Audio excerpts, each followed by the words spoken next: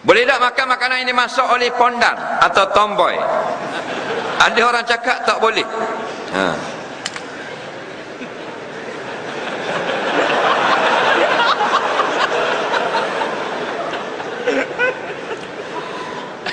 Pondang.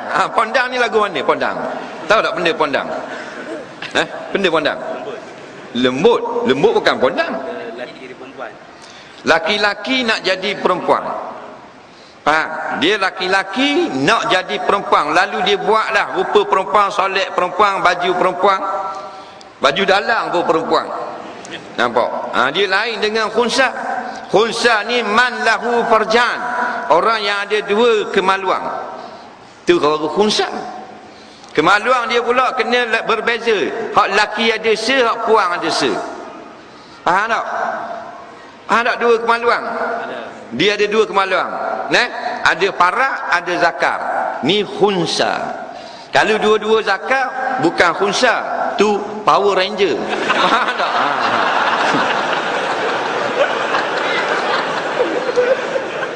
Jadi pondang ni dia masak, kita boleh makan ke tak? Jawabnya orang kafir masak pun kita boleh makan.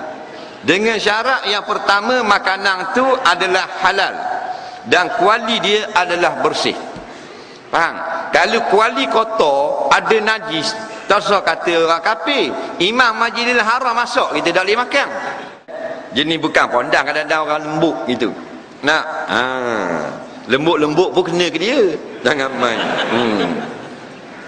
Nak orang macam kita tak lembut, orang kerah kadang-kadang. Ada orang cetang, orang kerah. Orang lembut jangan main, gagah ni, nampak lembut. Nak, berlari laju je kita. Hari kita kenal seorang kenalan, dia orang lembut lah. Bukan pondang, dia lelaki tapi lembut. Kalau cakap kat tapo-tapo.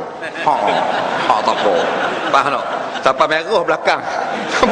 Tapo sama. Tapi anak 12. Sungguh 12 anak. Kita rupa je kasar, dengan misal tebal, dengan serban besar, bekeng nampak, cakap pun anak berapa? Seorang. Anak seorang. Dah agak cetang itu. Jangan kata orang lembek-lembek dah agak dia. Nak ada seorang kerja kerani sekolah, 3 bini. Dia lembut gitu lah. Sikit 3 bini.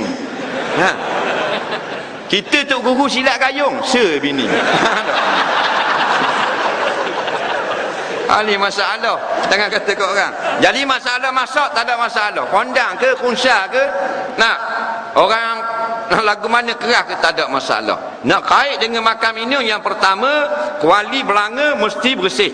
Sebab Nabi kata kalau bekas hak masak kotor, bekas kedai orang kafir, fagsiluhu, wajib basuh dulu. Yang kedua, makanan tu adalah halal. Cuma kalau orang yang fasik, orang yang kafir, afdal kita makan masakan orang yang soleh, orang yang baik-baik, orang yang bertakwa kepada Allah.